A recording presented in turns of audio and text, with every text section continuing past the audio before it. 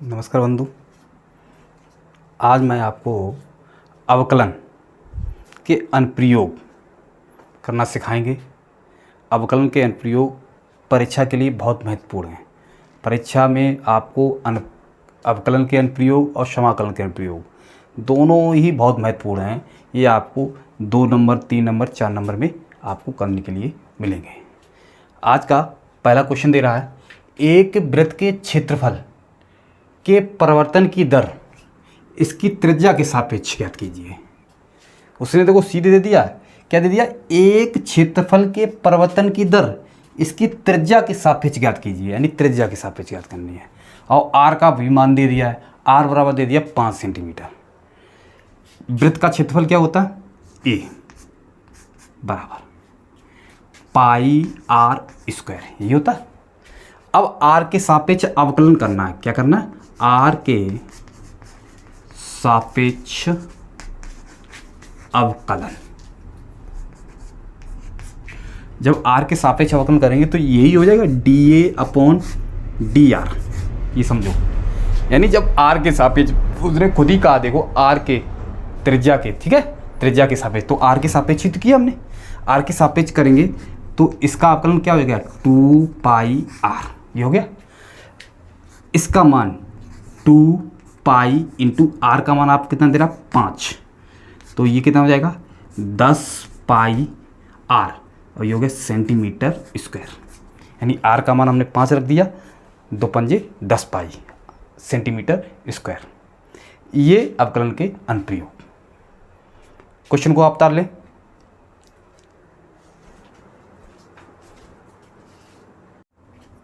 Question number दूसरा दे रहा है, एक घन का आयतन 8 सेंटीमीटर प्रति सेकंड की दर से बढ़ रहा है। पृष्ठीय क्षेत्रफल किस दर से बढ़ेगा यदि इसका किनारा दे रहा है 12 सेंटीमीटर। अब आपको घन दे रहा है, और घन का आयतन क्या होता है भाई, घन का आयतन क्या होता है, भुजा क्यू, भाई एक ही हो गया। अब पहले हम लिख देंगे ए बराबर बी बराबर ए क्यू, समझते हैं ना। किससे बढ़ रहा है, समय के अनुसार, तो हम टी के सापेक्ष अवकलन करेंगे। भाई ए के सापेक्ष नहीं कर पाएंगे, किसके सापेक्ष करेंगे, टी के सापेक्ष करेंगे भाई, समय के अनुसार। तो यहाँ लिख देंगे टी के सापेक्ष अवकलन, ठीक है। क्या करेंगे, टी के सापेक्ष अवकलन करेंगे। तो ये क्या हो गया, D we upon D T, ये तो हो गया। अब इसका अवकलन करेंगे तो 3 a square d a upon D t. समझ में आया, हमने दोनों तरफ टी के सापेक्ष ही किया। इसका मान दे रहा है, ये परिवर्तन दर है, लिखना चाहें तो यहाँ पे लिख दें। ये क्या दिया, d we upon D t दे रहा है, कितना दे रहा है, 8 सेंटीमीटर क्यूब प्रति सेकेंड, ये दे रहा है। ये इसकी परिवर्तन दर है, ठीक है। ये मान हम यहाँ पे रख देंगे, यहाँ पे रखेंगे तो कितना हो गया, 8 बराबर ये हो गया 3 ए का किनारा 12 दिया है, क्या दिया है, 12। या लगा दो चौ, बाद में लगा दो, बात वही है, a square d a upon D t बाद में लगा देंगे, ये इसके बटे आ जाएगा। ये हो गया D a upon D t बराबर 8/3 ए। ये आपका किसका आया, भुजा का परिवर्तन आया। अब उसने पूछा क्या है, उसने पूछा है सरफेस एरिया। सरफेस एरिया मतलब है पृष्ठीय क्षेत्रफल। क्या पूछा है, पृष्ठीय क्षेत्रफल। तो एस बराबर 6 ए स्क्वायर होता है। देखो इसका भी टी के सापेक्ष करेंगे, इसका भी टी के सापेक्ष अवकलन। तो ये क्या हो गया, D S upon D t बराबर, इसका जब करेंगे तो कितना हो जाएगा, ये हो जाएगा 12 ए, और ये हो गया D a upon D T, ये हो गया।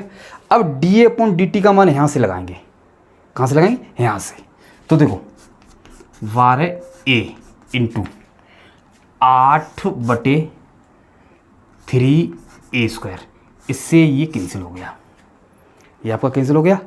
और 3 एकम 3, 3 एकम 3, या ना करें अभी तो पहले आगे इसे और बढ़ा लें, 12 इंटू 8/3 इंटू, क्योंकि ए का मान आपका कितना दे रहा है, 12 ही दे रहा है, तो 12 और 12 से 12 कैंसिल कर देंगे, आपका आ गया 8/3 सेंटीमीटर प्रति सेकंड। सेंटीमीटर स्क्वायर करेंगे क्योंकि सरफेस एरिया स्क्वायर में, तो यानी उसका सरफेस एरिया यानी पृष्ठीय क्षेत्रफल जो है वो कितना बदल रहा है, 8/3 सेंटीमीटर प्रति सेकंड के अनुसार परिवर्तन हो रहा है। क्वेश्चन को आप उतार लें।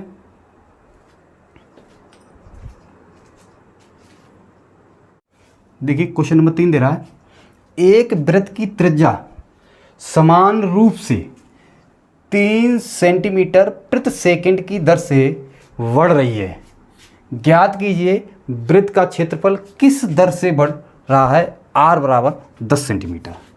समझिए, एक वृत्त की त्रिज्या ये दे रहा है dr/dt, आपका दे रहा है 3 सेंटीमीटर प्रति सेकंड की दर से बढ़ रहा है, यानी किसके, t के सापेक्ष है। अब वो क्या कह रहा है, ये कह रहा है कि ज्ञात कीजिए वृत्त का क्षेत्रफल किस दर से बढ़ेगा, वृत्त का क्षेत्रफल किस दर से बढ़ेगा। अब देखो वृत्त का क्षेत्रफल क्या होता है, a πr² ही होता है। हम इसको t के सापेक्ष अवकलन कर देंगे, क्या कर देंगे, t के सापेक्ष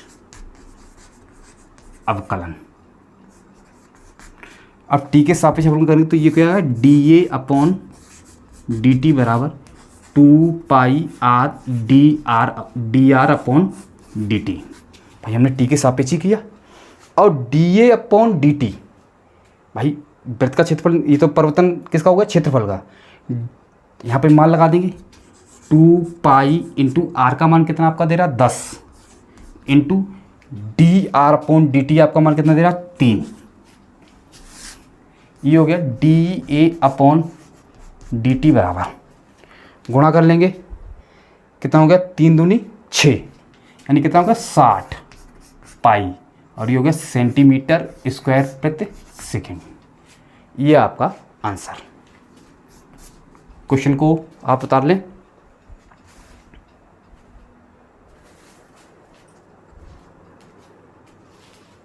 देखिए क्वेश्चन नंबर 4 दे रहा है, एक परिवर्तनशील घन का किनारा 3 सेंटीमीटर प्रति सेकंड की दर से बढ़ रहा है, यदि घन का आयतन किस दर से बढ़ेगा, यदि घन का किनारा 10 सेंटीमीटर है।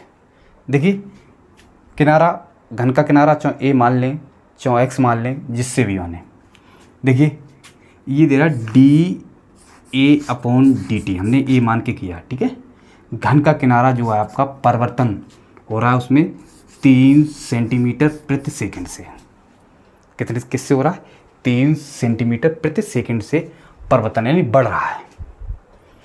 आयतन किस दर से बढ़ेगा, भाई v बराबर एक ही हो गया, ये यहाँ लिखना चाहते लिख दें t के सापेक्ष अवकलन, ठीक है, करने पर तो ये हो गया dV/dt बराबर, ये कितना हो गया 3a² dA/dt। अब देखो 3a² इंटू dA/dt का मान कितना आया 3, तो ये हुआ 9a²। यहाँ पे कर देंगे dV/dt बराबर 9 इंटू ए का मान कितना दे रहा है 10, यानी 10 का वर्ग। ये हो जाएगा 9 इंटू 100, ये हो गया 900, क्या हो गया सेंटीमीटर क्यूब प्रति सेकंड। ये आपका आंसर। क्वेश्चन को उतार लें आप।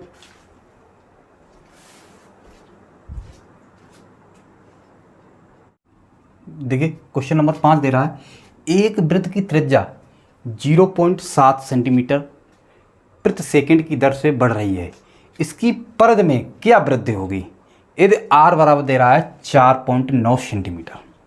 आइए आपका सबसे पहले लेंगे dr/dt बराबर कितना दे रहा है 0.7 सेंटीमीटर प्रति सेकंड। भाई D r upon D T क्यों लिखा जाता है? क्योंकि यहाँ पे समय है, यहाँ पे समय है, तो डी आर अपॉन टी के सापेक्ष आपको करना है। परिध, परिध, परिध बराबर सूत्र क्या होता है? 2πr। भाई आपका परिध किससे माने? सी। क्या होता है? 2πr।